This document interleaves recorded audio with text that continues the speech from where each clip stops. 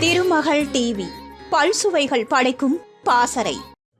நடிகை சரோஜா தேவி முக்கிய கேரக்டரில் நடித்த ஒரு படத்தில் நடிகர் வடிவேலு அவரை கலாய்ப்பது போல் சொன்ன ஒரு வசனம் காரணமாக உதவி இயக்குனர் ரமேஷ் கண்ணாவிடம் சரோஜா தேவி கோபமாக பேசியுள்ளார். தமிழ் சினிமாவில் காமெடியில் உச்சம் தொட்டவர் நடிகர் வடிவேலு. பல முன்னணி நடிகர்களுக்கு தனது காமெடியின் மூலம் வெற்றிகளை கொடுத்த வடிவேலு இன்று பட வாய்ப்பு இல்லாமல் இருந்தாலும் அவரை பற்றிய தகவல்கள் அவ்வப்போது வெளியாகி வருகிறது. அந்த வகையில் தற்போது சூர்யாவுடன் வடிவேலு இணைந்து நடித்த ஆதவன் படத்தின் ஒரு காட்சியில் அந்த படத்தில் நடித்த பழம்பெரும் நடிகை சரோஜா தேவியை கிண்டல் செய்வது போல வடிவேலு வசனம் பேசியிருப்பார். KS ரவிக்குமார் இயக்கத்தில் கடந்த 2009ஆம் ஆண்டு வெளியான படம்தான் ஆதவன்.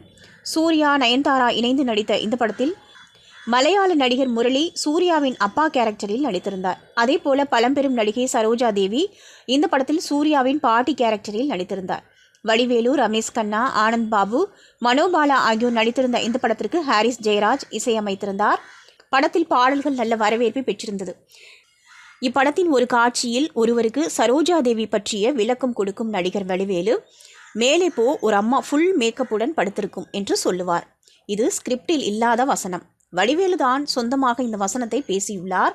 இதை படத்தில் பார்த்த நடிகை சரோஜா தேவி உடனடியாக இந்த படத்திற்கு கதை எழுதிய ரமேஷ் கண்ணாவிடம் ஃபோன் செய்து, நான் உங்களிடம் நடிக்க வாய்ப்பு கேட்டேனா, நீங்களா வந்தீங்க, நடிக்க கூப்பிட்டீங்க, இப்போது மேக்கப் போட்டிருக்கிறேன்னு கிண்டல் பண்ணுறீங்க என்று கேட்டுள்ளார்.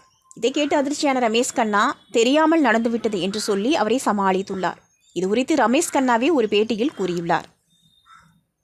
திருமகள் டிவியை லைக் செய்து உங்கள் நண்பர்களுக்கும் ஷேர் செய்வதுடன் சப்ஸ்கிரைப் செய்து ஆதரவு தாருங்கள்.